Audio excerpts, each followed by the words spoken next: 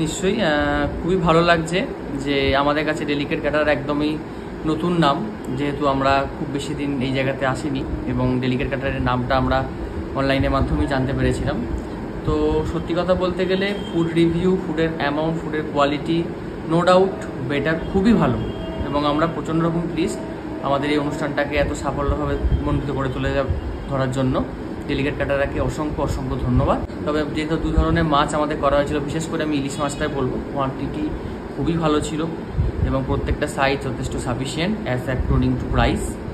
তো এবং কোয়ালিটি যেহেতু এখন অফ সিজন মানে ইলিশের ক্ষেত্রে, সেক্ষেত্রে এরকম ইলিশটা দেওয়াটা আমি সত্যি মনে করি খুবই ভালো ছিল। আর আরেকটা মাছ ছিল চিংড়ি, সেটাও যথেষ্ট স্ট্যান্ডার্ড সাইজ এবং সাফিসিয়েন্ট কোয়ান্টিটি, নো ডাউট।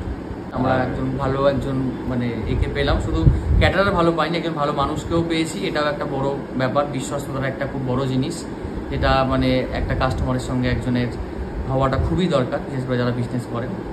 তো সেক্ষেত্রে আমি আশা করব যে শুধুমাত্র আমার নিজের অনুষ্ঠান নয়, আমার পরিবার সহ আমার বন্ধুবান্ধবদের যদি কোনো অনুষ্ঠান থাকে, তাহলে আমি নিশ্চয়ই, যদি কোনো অ্যাপ্রোচ আমার তরফ থেকে থাকে, আমি নিশ্চয়ই ডেলিকেট ক্যাটারারকে অ্যাপ্রোচ করব।